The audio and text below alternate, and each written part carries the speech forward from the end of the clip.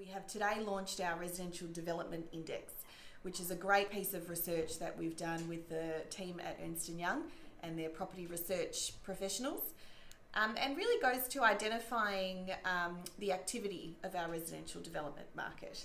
We identified a gap both in the understanding of the property professionals that we work with in our membership base, and also policymakers and financiers and other people important to the health and the activity of our industry in just what's going on. So we did some research and we've built a model.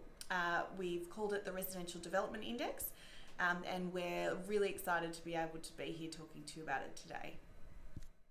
So with the intention of updating the RDI every 6 months and establishing a really solid set of trend data, here are some of the things that we have picked up in the first iteration of the index.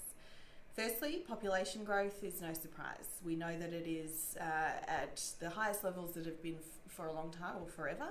And we know that we're outstripping forecasts, and any forecasts that come out of government and even the industry are being outdone by the population growth that we're actually realising on the ground. From a consumer insights perspective, the RDI tells us that townhouses in Melbourne's outer and middle suburbs are becoming increasingly popular. Smaller apartment projects in Melbourne's inner region are also performing very well in terms of sales. The demand for this form of housing is becoming stronger by the month. The interesting thing about the RDI that it picks up with respect to this form of housing as opposed to standalone houses is that in the next few years it actually anticipates that commencement of smaller apartment projects and townhouses will actually outstrip the commencement of full standalone houses. And this form of dwelling really is becoming preferred as people look for location, amenity and access to services.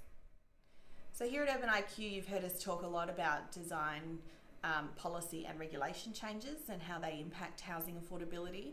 We've seen height controls in Melbourne Central City come online, better apartment design guidelines, changes to the regulations around financing development projects and also the financing of foreign investor purchases, stamp duty changes, all of those kinds of things.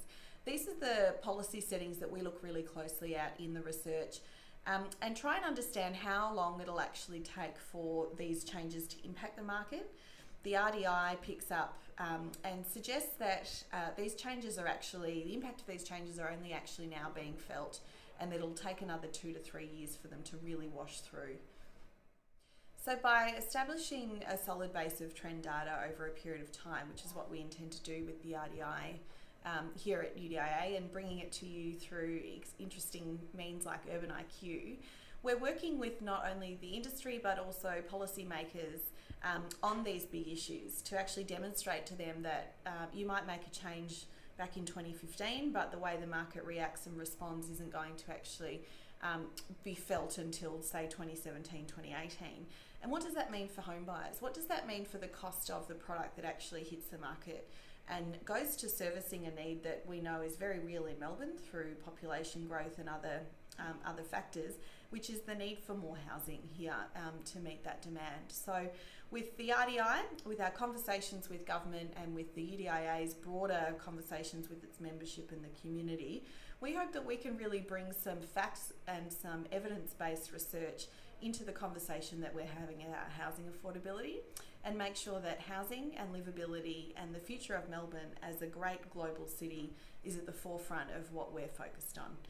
So thank you for being with me. I encourage you greatly to read the report, read any coverage that we might see about the report, and make sure that if you have any questions that you touch base with our great advocacy team here at UDIA Victoria, because you'll be seeing a lot more of this kind of work come out of our team. I hope you've enjoyed it. I'm Danny Addison, Chief Executive here at UDIA Victoria, and I'll see you on next time at Urban IQ. Thanks.